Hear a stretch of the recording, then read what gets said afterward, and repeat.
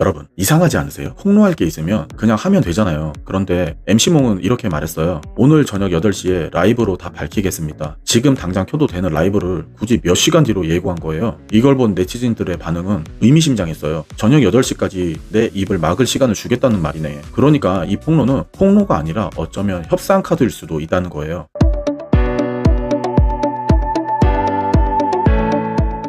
안녕하세요, 헬입니다. 오늘은 MC몽이라는 한 인물이 왜 지금 이 시점에 왜 하필 인스타 라이브라는 수단으로 연예계와 재계 실명을 쏟아내고 있는지 그 구조와 의도를 분석해보려고 합니다. 미리 말씀을 드릴게요. 오늘 다루는 의혹들은 대부분 양측의 일방적 주장이고 법적으로 확정된 건 거의 없습니다. 그래서 저는 누가 옳다가 아니라 왜 이렇게 행동하는가에 집중할 거예요. 그리고 이 사건을 제대로 보는 유일한 방법이거든요. MC몽, 본명 신동현, 1998년 피플크루로 데뷔했지만 오랜 무명을 거쳤고 2003년 논스톱 4로 얼굴을 알린 뒤에 서커스, 죽을 만큼 아파서 같은 히트곡을 내면서 가수로 정상에 올랐어요. 그리고 시청률 40%를 찍던 1박 2일의 간판 멤버였죠. 음악과 예능 양쪽 모두에서 최정상이었던 몇 안 되는 연예인이었어요. 그런데 2010년 병역 사건이 터져요. 브로커에게 250만 원을 주고 7급 공무원 시험 응시 명목으로 입영을 미뤘던 사실이 드러났고 멀쩡한 생리를 뽑아서 면제를 받았다는 고의 발치 의혹까지 겹쳤죠. 2011년 법원 판결은 둘로 갈렸어요. 고의 발치, 그러니까 병역법 위반은 증거 불충분으로 무죄. 하지만 입영 연기 과정이 공무집행 방해는 유죄. 법적으로는 절반의 무죄였지만 대중의 마음속에서는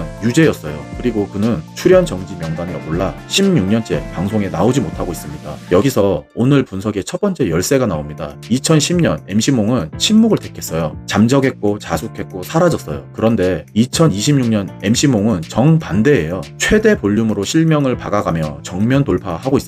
같은 사람이 왜 이렇게 다르게 행동할까요? 이 질문 좀 끝까지 기억을 해주세요. 자, 현재 사건으로 와보겠습니다. 2023년 12월 MC몽은 건설사 피아크 그룹의 차가원 회장과 함께 100 레이블이라는 기획사를 공동 설립해요. 차가원 회장은 고급 빌라 시행으로 수천억 불을 쌓은 인물인데 엔터 진출 3년 만에 더보이즈, 이승기, 이무진, 엑소의 천백씨, 샤이니 태민까지 정상급 아티스트들을 쓸어 담으면서 업계의 신흥 공룡이 됐어요. 그런데 올해 이 공룡이 무너지기 시작해요. 2월에 더보이즈가 정상급 미지급을 이유로 전속 계약 효력 정지 가처분을 신청했고 4월에는 차 회장을 횡령 혐의로 고소까지 했습니다. 이무진, 이승기도 줄줄이 계약 해지를 통보했죠. 이 회사와 계열사에 들어온 선 투자금이 1150억 원이 넘는다고 합니다. 그런데 정작 아티스트들은 정산을 못 받고 있다는 거예요. 그럼 질문 하나 하겠습니다. 그 돈 어디로 갔을까요? 이 질문에 답을 시도한 게 6월 2일 방송된 MBC PD수첩입니다. PD수첩은 3년치 회계정보를 입수했다며 지금 일부가 차 회장 개인 계좌로 흘러갔고 그 일부가 MC몽에게 전해졌다는 제보를 보도했어요. 그리고 그 돈이 라스베거스 원종 도박에 쓰였다는 의혹까지 제기했습니다. 여기서 차 회장과 불륜설, 성매매 의혹, 전 매니저가 폭로한 졸피된 대리처방 의혹까지 작년 6월 회사에서 갑자기 업무 배제된 이후 MC몽을 둘러싼 의혹이 눈사태처럼 쏟아진 거예요. MC몽의 입장은 명확합니다. 전부 부인이에요. 정산 문제는 자기가 회사를 떠난 뒤에 생긴 일이라고 무관하다고 하고요. 성매매 의혹은 제보자가 돈을 받고 조작한 날조국이라는 입장입니다. 그리고 PD수첩을 상대로 1000억 원대 소송을 예고했습니다. 차 회장 측도 횡령 혐의는 사실 무근이고 정산 의무는 성실히 이행했다고 반박하고 있습니다. 다시 한번 강조할게요. 지금까지 말씀드린 의혹들 전부 수사와 재판으로 가려져야 할 주장의 영역입니다. 이제 오늘의 본론입니다. 5월 18일 MC몽이 인스타에 글을 올려요. 오늘 저녁 8시 라이브로 모든 사건을 직접 밝히겠다. 그리고 그날 밤 라이브에서 폭탄을 던져요. 건설사 회장 차준영, 그 측근들, 그리고 배우 김민종 등이 일주일에 2번씩 수십억 원대 사설 바둑이 도박판을 벌였다고 주장한 거예요. 자기를 무너뜨리려는 배우 세력이 있고 차가원 측이 PD수첩에 악의적으로 제보를 넣었다고도 했어요. 그리고 이렇게 덧붙였습니다. 현직 MC 등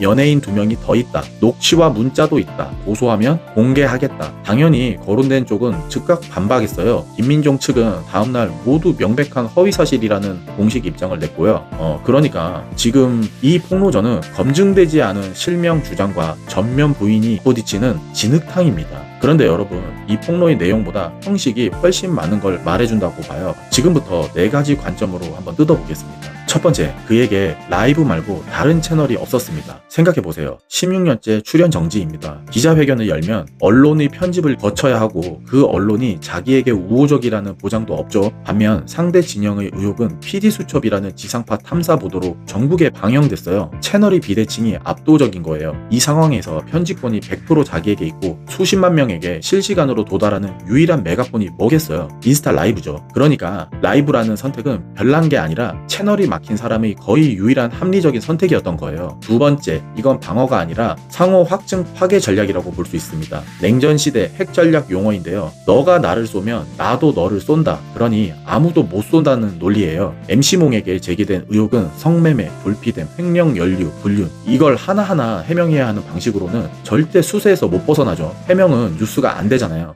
그래서 그는 전선 자체를 옮겼습니다. 상대 진영의 약점, 그러니까 불법 도박 카르텔의 의혹이라는 더 큰 폭탄을 들고 나온 거예요. 나를 계속 치면 너희 전부를 끌고 들어가겠다는 메시지죠. 세 번째는 프레임 전환입니다. PD수첩이 만든 프레임은 1150억 원 어디로 갔냐라는 돈의 문제고, 이 프레임 안에서 MC몽은 의혹의 당사자, 즉 피고석에 있습니다. 그런데 그의 라이브 서사는 달라요. 재벌과 측근들이 도박 카르텔이 자기들이 치부를 덮으려고 나를 제물로 삼았다. 이 프레임 안에서 그는 피해자석으로 자리를 옮겨요. 같은 사실관계라도 어느 프레임으로 보느냐에 따라 가해자와 피해자가 뒤바뀌는 겁니다. 이게 여론전의 핵심 기술이고 그는 지금 그 기술을 쓰고 있습니다. 네 번째, 그리고 이게 제일 중요한데요. 폭로의 예고와 유보예요. 아까 말씀드렸듯이 지금 당장 할 수 있는 라이브를 저녁 8시로 예고했습니다. 그리고 라이브에서도 연예인 2명의 실명은 공개하지 않고 고소하면 공개하겠다고 했어요. 여러분, 진실을 알리는 게 목적이라면 이런 구조가 나올 수가 없어요. 다 까면 되니까요. 카드를 쥐고 보여주기만 하면서 실행을 유보한다는 건 이 폭로가 정보 공개가 아니라 억지력, 그러니까 상대의 행동을 통제하는 수단으로 설계됐다는 뜻으로 볼 수 있습니다. 폭로가 아니라 인질극에 가까운 구조인 거죠. 자, 여기서부터 제 주관적인 생각입니다. 그렇게 들어주세요. 저는 이 라이브 폭로전이 진실 규명이 아니라 생존 투쟁이라고 봅니다. 근거는 타이밍입니다. 그가 폭로한 도박 모임이 실제 한다면 공동 설립자이자 최측근이었던 그는 작년에 업무 배제됐을 때부터 알고 있었을 거예요. 그런데 폭로는 그때 안 나왔어요. PD수첩 방영이 임박하고 자기 의혹이 정점을 찍는 올해 5월에 나왔죠. 동기가 정의감이라면 이 타이밍은 설명이 안 돼요. 동기가 자기 방어라면 정확히 설명이 되죠. 그런데 여기서 함정에 빠지면 안 됩니다. 동기가 불순하다는 것과 내용이 거짓이다라는 것은 완전히 별개의 문제입니다. 역사를 보면 가장 정확한 폭로는 오히려 공주에 물린 내부자한테서 나왔습니다. 그는 이 회사의 공동 설립자예요. 만약 그 도박관이 실제 했다면 그보다 잘하는 사람은 드물었을 거예요. 그래서 제 결론은 이렇습니다. MC몽 말은 다 거짓도 아니고 MC몽은 억울한 피해자도 아니에요. 양쪽 모두 진흙탕 속에서 자기 몫의 진실과 거짓을 섞어 던지고 있을 가능성이 제일 높습니다. 차가원 회장도 PD수첩 인터뷰에서 뭐라고 했죠? 내가 입을 열면 엔터판이 뒤집어진다. 보세요. 양쪽 다 똑같잖아요. 정보를 공개하는 게 아니라 정보를 무기고에 쌓아두고 서로를 겨누고 있는 거예요. 그리고 마지막으로 아까 던진 질문으로 돌아가겠습니다. 왜 2010년에는 침묵했던 사람이 2026년에는 입을 열었을까요? 제 답은 이렇습니다. 2010년에는 지킬 게 있었어요. 복귀라는 희망이 있었거든요. 자숙하고 기다리면 돌아갈 수 있다는 계산이 침묵을 만든 거라고 볼 수 있습니다. 그런데 2026년에는 그 카드가 없어요. 복귀는 이미 오래전에 사라진 선택지고 대신 이번에는 형사 리스크가 걸려 있습니다. 졸피뎀, 도박, 횡령, 연류 의혹, 여론전에서 지면 수사와 재판에서도 불리해진다는 거는 그는 아는 것 같아요. 그래서 저는 이 라이브들이 대중을 향한 해명인 동시에 사실은 수사기관과 법원을 향한 사전 변론이라고 봅니다. 침묵은 지킬 게 있는 자의 전략이고 폭로는 잃을 게 없는 자의 전략입니다. 16년 사이에 그가 변한 게 아니라 그가 처한 게임의 규칙이 변한 거라고 볼 수 있습니다. 정리해보겠습니다. MC몽의 인스타 라이브는 즉흥적인 분노 표출이 아닙니다. 채널이 막힌 자의 유일한 메가폰이고 상호 확증 파괴라는 억지 전략이고 피고석에서 피해자석으로 옮겨가는 프레임 전환이고 그리고 실행을 유보한 협상 카드예요. 이 네 가지가 동시에 작용하는 꽤 정교하게 설계된 여론전으로 볼 수 있죠. 다만 잊지 말아야 할 게 있습니다. 이 진흙탕 싸움의 한가운데에는 몇 달째 정산을 못 받은 아티스트들과 대금을 못 받은 수백 개의 협력업체들이 있습니다. 폭로전이 화려할수록 정작 1150억 원이 어디로 갔느냐는 본질적인 질문은 묻혀요. 어쩌면 그게 양쪽 모두가 바라는 그림일지도 모르죠. 저는 이 사건 수사 결과가 나올 때까지 계속 추적을 한번 해보겠습니다. 자, 오늘 영상이 도움이 되셨다면 구독과 좋아요 부탁드리겠습니다. 여러분 여러분은 폭로전을 어떻게 보시나요? 댓글로 의견 남겨주세요. 끝까지 시청해주셔서 감사합니다. 다음 영상에서 뵙겠습니다.